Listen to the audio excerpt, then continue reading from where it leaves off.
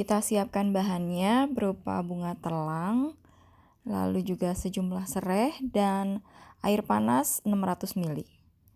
Nah, ini jumlah bunga telangnya saya pakai cuma segenggam.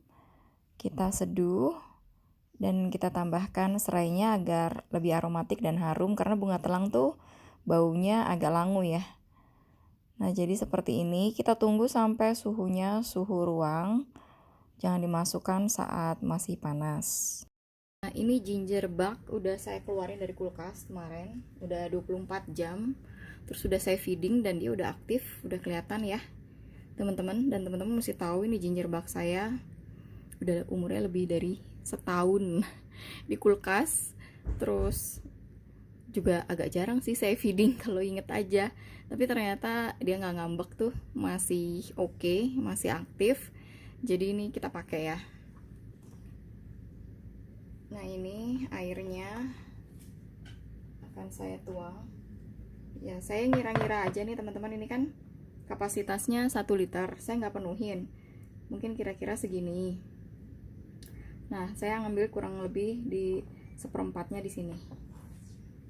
Nggak usah khawatir, fermentasi tuh nggak yang harus ajek, harus pasti gitu. Kalau teman-teman udah biasa bikin, ntar lama-lama teman-teman udah kayak udah punya feeling gitu. Oh, jumlah segini oke, jumlah segini tuh bisa gitu.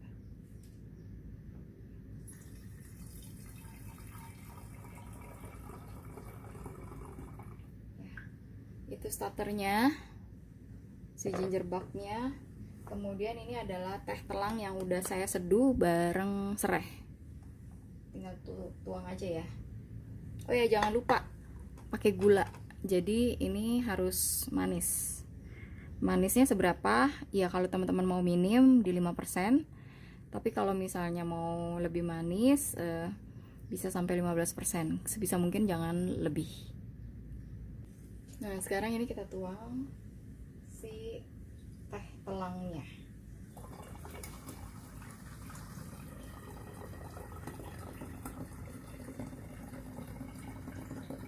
Sedikit.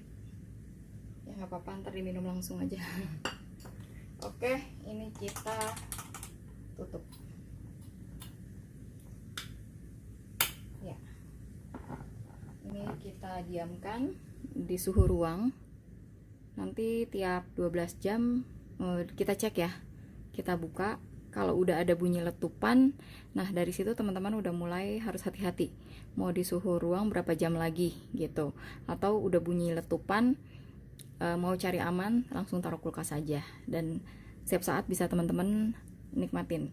Dan kenapa yang ini enggak saya taruh di jar lagi? Karena si telangnya itu kan sebetulnya udah hanya bentuknya teh, jadi dia tidak berkalori, dia kan hanya menyumbang warna aja.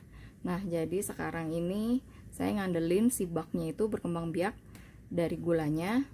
Nah, terus udah langsung kerja dari sana gitu. Jadi si buahnya itu atau bahannya nggak ada yang perlu kita fermentasi ya. Si telangnya itu cuman buat pewarna, jadi boleh yang seperti ini boleh langsung kita botolin.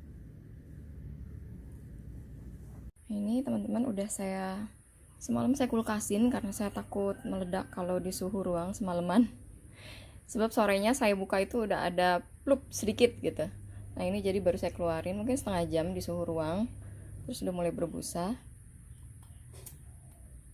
Nah, ini sih berpotensi untuk hari ini kalau saya diamin. Oh, itu udah kelihatan ya. Nah, jadi ini kalau saya diamin 3 jam aja atau 6 jam gitu maksimal ya, ini udah lebih fizzy, kelihatan kan ke pergerakannya. Jadi kalau udah seperti ini kondisinya, teman-teman jaga-jaga aja. Mungkin di suhu ruang itu hanya sebentaran lagi, hanya sekitar 3-6 jam.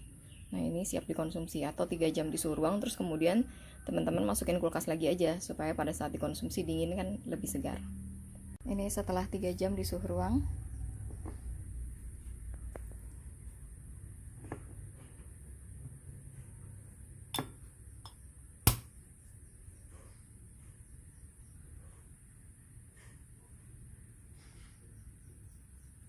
lumayan segini tuh udah cukup fizzy teman-teman. Nah ini udah bisa kita konsumsi. Nah kalau teman-teman mau dingin, ini bisa kita tutup dulu dan kita kulkasin dulu beberapa jam sampai dingin, siap dikonsumsi.